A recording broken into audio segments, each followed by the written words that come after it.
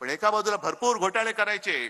बरं, घोटाळे केल्यानंतर अमित शहा तुम्हाला जर का वाटत असेल की तुम्ही म्हणाल ती पूर्व दिशा, नाही, अजिबात नाही. तुमचे जे काही चोचले चाललेले आहेत, भ्रष्टाचारी ते तुका मेळ व्हावा, म्हणजे कोणी किती भ्रष्टाचार केलेला आहे. मी मागे पण सभेत सांगितलं की किती कोटीचा घोटाळा केला, किती पैसे खाल्ले. 5 कोटी हाकलून द्यायला. किती केले? 50 कोटी. थोडा बाजूला ठेवा, आपल्याला काहीतरी गद्दार विकत घ्यायला येतील. 50 खोके आहेत ना, बाजूला घ्या. मग 500 कोटी, अरे याला घ्या. 70,000 कोटी, अरे हे तुला उपमुख्यमंत्री करतो. म्हणजे ज्याचा घोटाळा मोठा तेवढा यांच्याकडे मान मोठा. कोणत्या तोंडाने तुमच्या तोंडाला लागले शेण आणि आमचं तोंड हुंगाला तुम्ही येताय? पूर्ण नखशिकांत भ्रष्टाचाराने बरबटलेली पार्टी आहे. एक सुद्धा त्यांच्यामध्ये ओरिजिनल भाजपवाला आता शिल्लक राहिला असेल तो या उपऱ्यांच्या सतरंजा उचलायला त्यांनी ठेवलेला आहे. सगळे उपरे येत आहेत. कोण आहे? मिंदे कुठून आले? शिवसेनेतून आले. दुसरे 70,000 कोटी वाले कुठून आले? पवार साहेबांकडनं आले. एक गोष्ट तुम्हाला आता नक्की कळली पाहिजे की जी भाजपच्या लक्षात आलेली आहे. जसं काही वर्षांपूर्वी अचानक आपले मोदीजी संध्याकाळी 8 वाजता टीव्हीवरती आले होते आणि त्यांनी घोषणा काय केली होती? आज रात्री 12 पासून सगळ्या ज्या नोटा आहेत त्या नुसत्या कागदाच्या तुकडे असतील, त्यांना काडीची किंमत राहणार नाही, मी नोटबंदी जाहीर करतो आहे.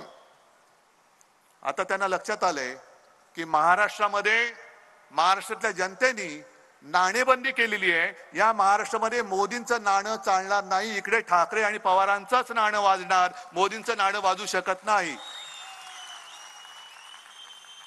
आणि म्हणून ही सगळी फोडाफोड चाललेली आहे.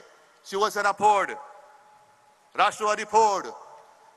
अरे बरं, मला एक कळत नाही, आपल्यातनं जे काही मिंदे तिकडे गेले तेव्हा आता वर तोंड करून सांगतायत की उद्धव ठाकरेंनी बाळासाहेबांचे विचार सोडले म्हणून आम्ही तिकडे गेलो.